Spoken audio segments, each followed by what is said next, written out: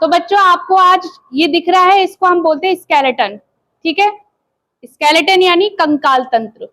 जिस तरह से हमारा जो पेड़ है वो जड़ों के द्वारा खड़ा रहता है, उसी तरह से जो हमारा शरीर है वो इस कंकाल तंत्र के द्वारा खड़ा रहता है। ठीक है, इस स्केलेटन के द्वारा। ये हमारे शरीर का ढांचा है।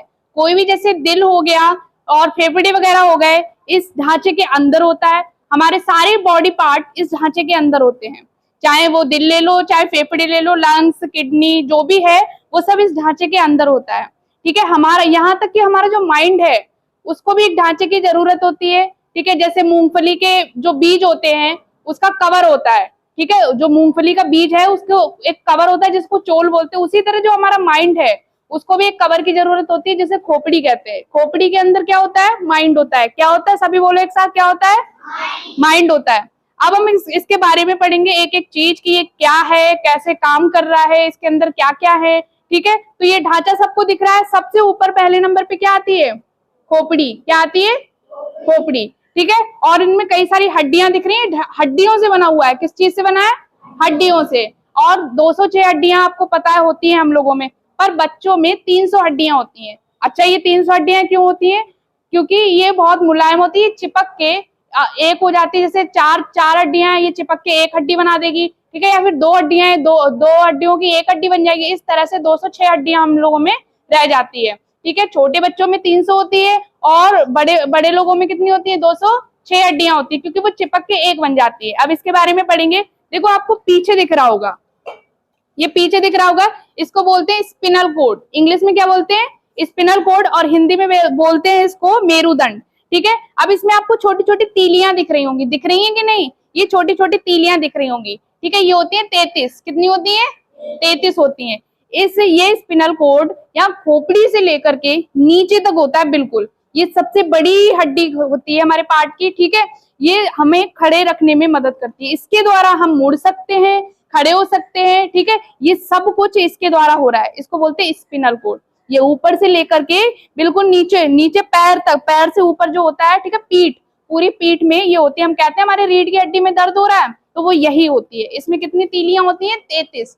कितनी होती है? 33। ये दिख रही है 33 होती है। अच्छा, इन्हें कहते हैं पसलियां। ये क्या होती है? पसलियां होती है। ठीक है, अब ये जो पसलियां हैं वो 12 जोड़े की होती है, यानी 24 होती है। इनके अंदर क्या होते हैं? फेफड़े हो गया, और क्या हो गया? दिल हो गया। ठीक है, इसके अंदर होता है दिल। इतनी चीज समझ में आई आपको? सबको समझ में आई? अब ये आपको हाथ दिख रहे हैं, यहाँ पे 2 प्रकार की हड्डियां दिख रही हैं, एक ये, एक ये। ठीक है, जांग की हड्डी सबसे बड़ी हड्डी होती है। जो जांग की है इससे फीमर हड्डी बोलती है, सबसे बड़ी हड्डी होती है। उसके बाद देखो इसके काम क्या है, तो बुक में लिखा है मानव कंकाल के प्रमुख फंक्शंस। यह शरीर के कोमल अंगों जैसे मस्तिष्क, नाड़ी, दिल, फेफड़ों, वृक्क आदि को सुरक्षा प्रदान करता है।